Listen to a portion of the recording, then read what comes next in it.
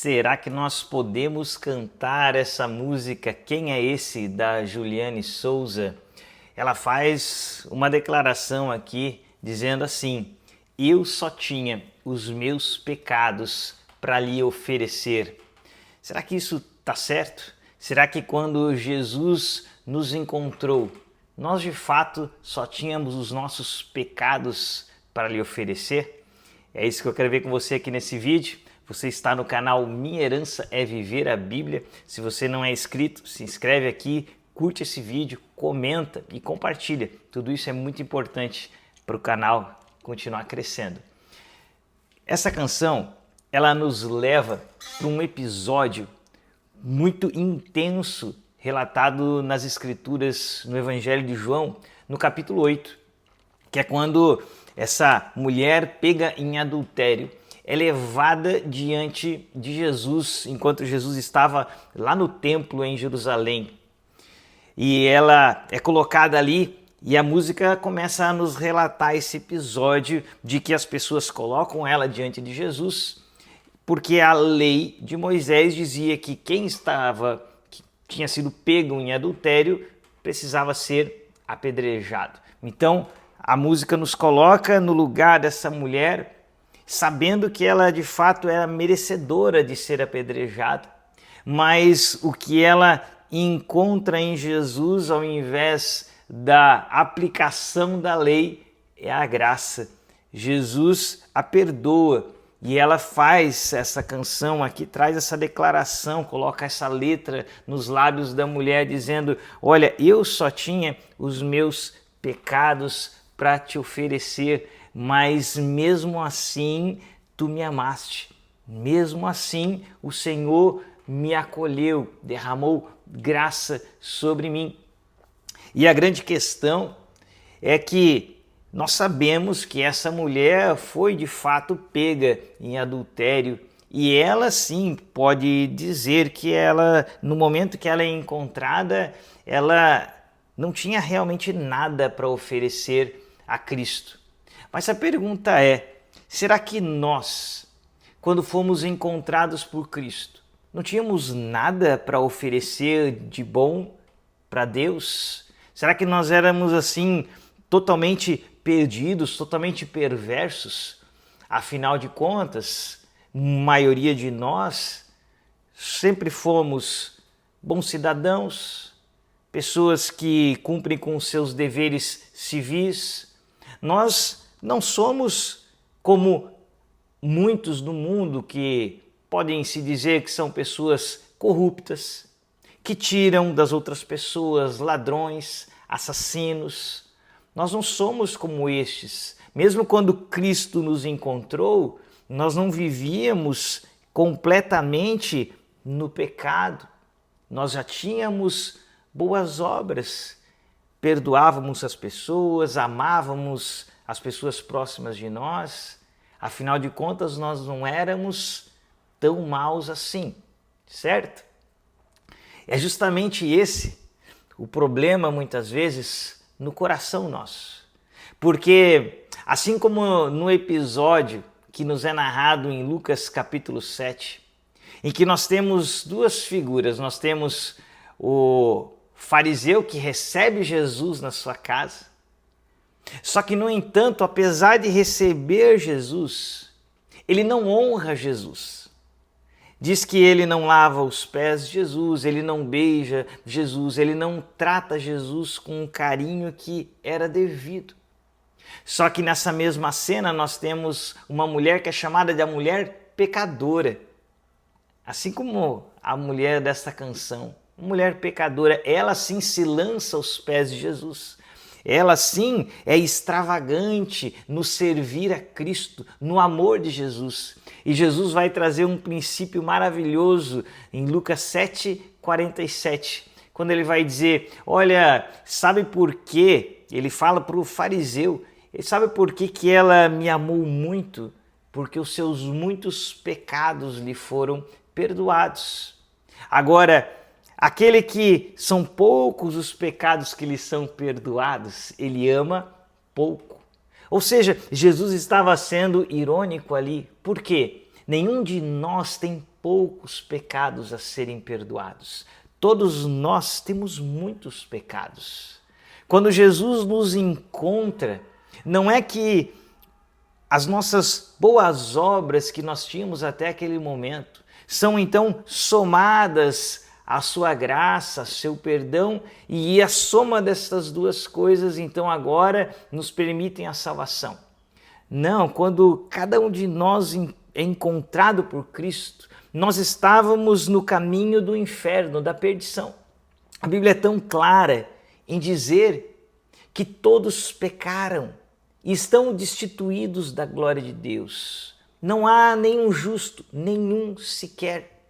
E você me pergunta, mas então as pessoas que vivem no mundo sem Cristo, mas que são boas pessoas, praticam boas obras, praticam caridade, essas boas obras, ora o que a Bíblia vai dizer dessas boas obras é que se elas são feitas à parte de Cristo, não são feitas para a glória de Cristo, a Bíblia vai dizer que são trapos de imundícia. Então, tudo aquilo de bom que nós vivíamos sem Cristo não tem valor algum para a salvação. A nossa salvação é totalmente graças a Cristo, graças à obra de Cristo. E é por isso que Jesus traz esse ensinamento.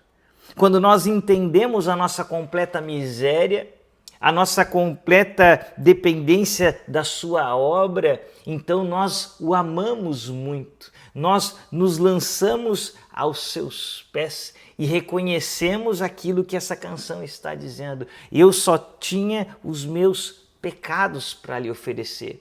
Todo orgulho, toda a jactância é lançada fora, porque diante de Cristo eu não tenho realmente nada para lhe oferecer para a minha salvação.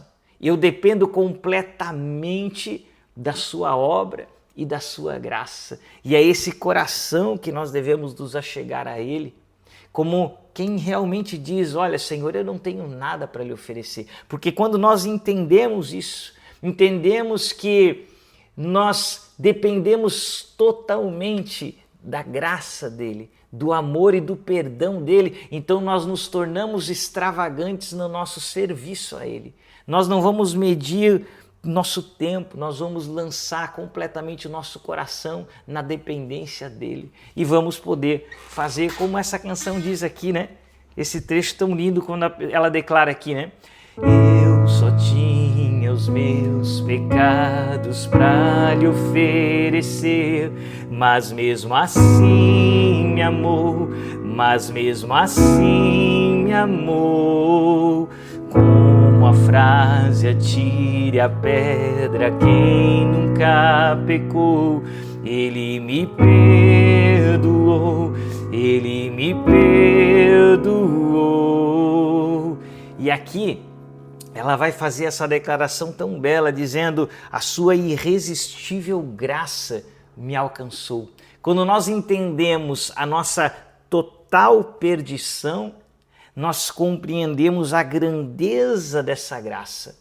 Mas enquanto eu e você pensamos que temos uma parcela de ajuda, porque afinal de contas, eu sou uma boa pessoa, eu vivo de maneira correta, eu sou diferente dos outros. Enquanto eu penso que eu tenho uma colaboração nessa graça, nessa salvação, eu não amo muito. Mas quando eu entendo a minha total miséria, aquilo que Jesus vai falar, quando eu entendo e eu me torno um pobre em espírito, quando eu entendo a minha miséria espiritual, é nesse momento que eu consigo compreender a grandeza do amor de Deus por mim em Cristo Jesus. E eu me lanço e eu compreendo quem é esse, que é o título da música, que ele vai dizer quem é esse, porque aí nós nos tornamos maravilhados diante de Cristo. Você só vai se sentir constrangido por esse amor, como Paulo diz, o amor de Cristo me constrange, quando você de fato entende que ele te amou sem você merecer, enquanto ainda éramos pecadores, Romanos vai dizer. Esse amor que é constrangedor e esse amor que nos leva a perguntar quem é esse, que era sem pecado, que era perfeito, mas mesmo assim, na minha miséria, na minha perdição, ele me ama e Ele me resgata, e Ele me transforma, e Ele é aquele que então diz agora, vá e não peques mais. Ele agora transforma esse coração totalmente perdido, regenera, nos traz uma nova vida, nos tira do reino das trevas e nos transporta para o reino da sua luz e da sua graça e nos traz uma vida completamente nova, agora para ser vivida nele. E essa é a maravilha dessa canção. É quando eu chego diante dele e entendo, eu não tinha nada para oferecer, mas quem é esse? Quão grandioso é esse Deus que pode amar um miserável como eu, mesmo ele sendo perfeito, e me transformar. Essa é a canção, é esse impacto que nós precisamos ter, e ela prepara então aqui para o coro com esse trecho, né? Sua irresistível graça me alcançou. Quem é esse que era sem pecado e não me condenou? No lugar da morte, vida me ofertou. O Cordeiro que por mim se entregou e os meus pecados levou. Ou seja, quando nós entendemos que nós não tínhamos nada para oferecer, que tudo que nós tínhamos de bom era trapo de imundície, e diante dele foi o que nós tínhamos para colocar, e ele por pura graça levou esses pecados. O castigo que nos traz a paz estava sobre ele na cruz. Nós podemos olhar para aquela cruz e ver lá os nossos pecados levados por Cristo. E quando nós entendemos isso, a nossa vida agora vai ser movida por esse constrangimento santo, aonde eu preciso conhecer cada vez mais esse Cristo, onde essa pergunta se torna latente em meu coração: quem é esse? Quem é esse capaz de amar um miserável como eu e me transformar e derramar o seu Espírito Santo em mim? E a minha vida passa a ser uma busca desse Deus, uma busca de conhecer e contemplar esse Cristo. Querido, que esse seja o nosso alvo, que nós de fato entendamos que nós não tínhamos nada para oferecer a Cristo, mas esse Cristo, Ele me amou, Ele derramou a sua graça. Que o Senhor te abençoe, que o Senhor te guarde e até o nosso próximo vídeo.